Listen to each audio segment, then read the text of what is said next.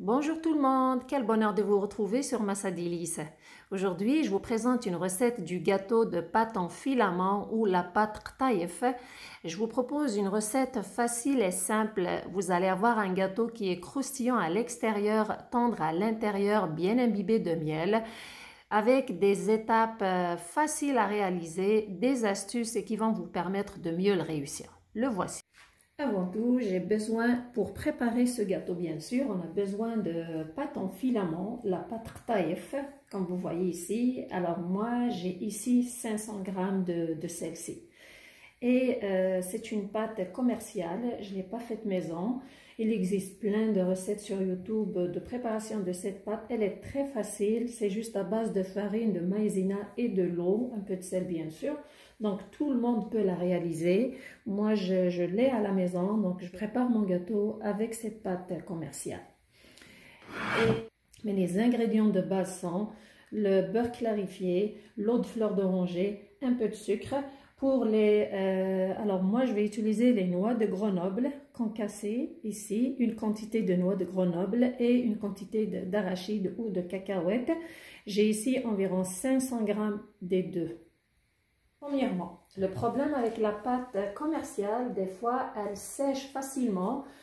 Donc une fois, bon moi je l'ai acheté congelé, les instructions c'est toujours de la décongeler à l'intérieur du frigidaire, pas à l'extérieur, et de la retirer 2 heures avant de la préparer à l'extérieur du frigidaire. Voilà, au moment de la préparer, regardez elle est un petit peu sèche, mais j'ai une astuce pour la rendre un peu plus molle. Premièrement, c'est sûr qu'il faut défaire les filaments, il faut défaire les nœuds et étirer les filaments pour les séparer. Regardez comme ça par exemple, il faut le défaire. Voilà.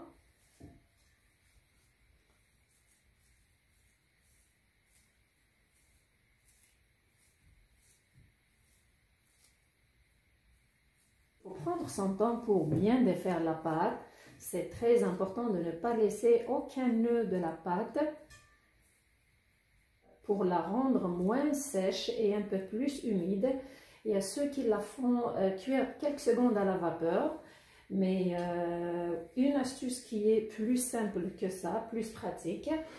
Alors moi je prends, pour 500 g de cette pâte, moi je prends 125 g d'eau de fleur d'oranger tiède que j'ai fait chauffer au micro-ondes, juste tiède. Il ne faut pas qu'elle soit chaude, sinon ça risque de rendre la pâte pâteuse.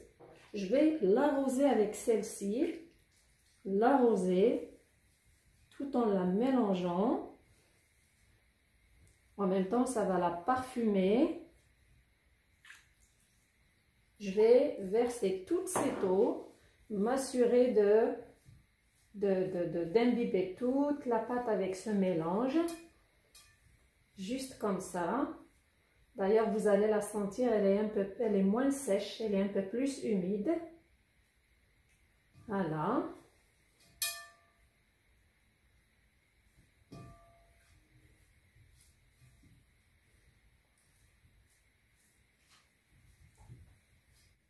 Puis, je vais la couvrir avec un torchon et je vais la laisser de côté le temps de préparer la farce. Pour la farce, alors je prends mon mélange de noix et de cacahuètes ou d'arachide, je les mélange, j'ajoute, alors pour l'arôme, vous choisissez l'arôme de votre choix. Nous on aime la cannelle, je vais mettre la cannelle, environ une cuillère à thé. Vous pouvez la remplacer par la vanille. Et je vais ajouter juste un peu de sucre, parce que n'oubliez pas que ce gâteau, on va l'arroser de miel à la fin de sa cuisson. Juste comme ça. Et je vais ajouter environ 2 cuillères à soupe aussi d'eau de fleur d'oranger, juste pour l'arôme ici. Voilà, je mélange bien tout ça. Puis je vais reprendre la pâte. Regardez, vous allez remarquer qu'elle est un peu moins sèche. Donc c'est une bonne astuce de l'arroser d'un peu d'eau de fleur d'oranger un peu tiède. Puis je vais prendre ici, j'ai ici 250 ml de beurre clarifié que vous pouvez remplacer par du beurre. Alors, je vais le verser dessus aussi et je vais m'assurer d'imbiber toute la pâte avec ça. Il faut que la pâte soit bien arrosée et soit bien imbibée de ce gras parce que c'est séparer les filaments. Donc, il faut s'assurer de bien l'imbiber de tout ce gras. C'est très important. C'est ça qui va aider à donner le côté croustillant.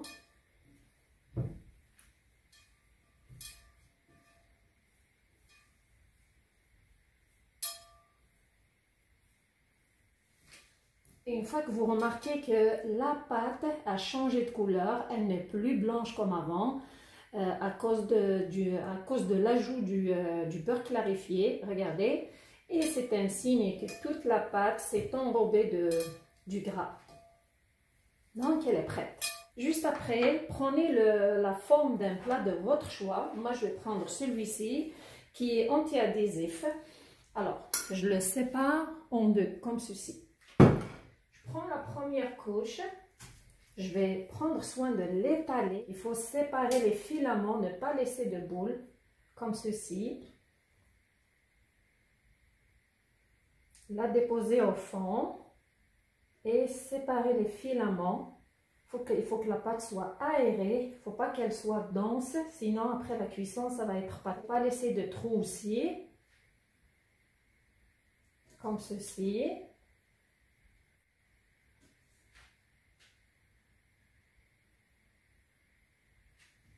Voilà, puis je prends mon mélange de noix et de cacahuètes ou d'arachides. Je vais l'étaler dessus la première couche. Vous pouvez le remplacer par des amandes ou de la noix de coco, des pistaches, selon ce que vous avez et à votre goût. Une fois que c'est bien réparti dessus, je prends l'autre moitié et je vais la rajouter dessus, tout en séparant aussi les filaments pour que la pâte soit aérée. Toujours s'assurer de ne pas avoir de nœud de cette pâte. Après avoir fini de répartir la deuxième couche, prenez soin d'égaliser la galette sur les contours et le dessus à l'aide de vos doigts ou utilisez le dos d'une cuillère comme vous voyez sur l'image, mais faites-le délicatement sans appuyer dessus.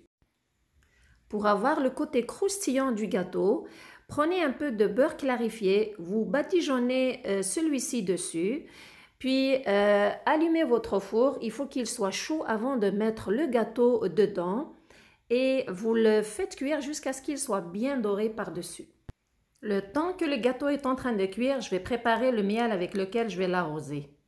Alors, j'ai ici 500 ml de miel, du miel pur. Je vais ajouter 200 ml d'eau de fleur d'oranger. Je vais faire l'équivalent du 3/4 de ce verre de 250 ml. Je vais ajouter un tout petit peu froid. Alors le miel doit être froid, l'eau de fleur d'oranger bien sûr. Je mélange bien le tout. Vous pouvez aussi préparer votre propre sirop à la maison. Mais moi j'aime beaucoup mettre ce mélange. Une fois que les deux ingrédients sont bien mélangés, je le laisse de côté le temps que le gâteau soit cuit. Alors après 30 minutes au four, j'ai remarqué que les contours sont bien cuits et ça commence à avoir une dorure par-dessus, une dorure légère.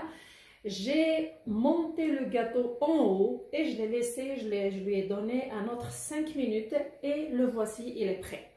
Alors directement, tant qu'il est chaud, je prends le miel. Alors je vais l'arroser avec le miel.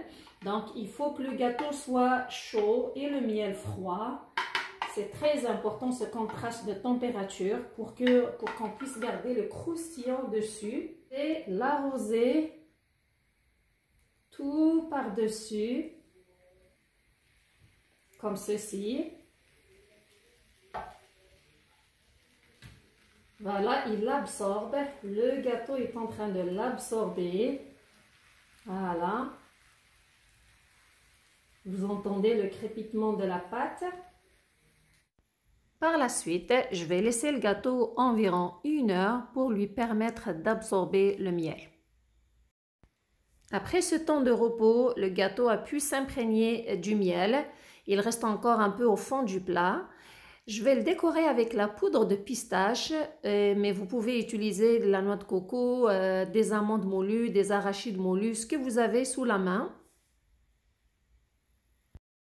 C'est un gâteau que je prépare surtout pendant le ramadan. C'est quelque chose de très sucré, donc ça donne beaucoup d'énergie. Je vais déposer quelques morceaux de noix de Grenoble dessus. C'est un choix personnel. Vous pouvez encore utiliser n'importe quelle noix de votre choix pour la décoration. Alors, pour qu'ils soient collés, vous pouvez les tremper dans du miel, puis les déposer dessus. C'est mon astuce. Je vais couper un morceau. C'est surtout croustillant à l'extérieur. Voici un morceau du gâteau. C'est imbibé de miel en bas. Regardez comme vous voyez. Puis c'est croustillant à l'extérieur. C'est un délice. C'est un gâteau qui est très goûteux. On retrouve le goût de la cannelle, d'autres fleurs d'oranger, du beurre clarifié, des noix. C'est un délice. J'espère que vous avez aimé la recette et que vous allez l'essayer. Si c'est le cas, merci de liker, de partager et de vous abonner. Surtout, merci de me suivre. Prenez soin de vous et à la prochaine!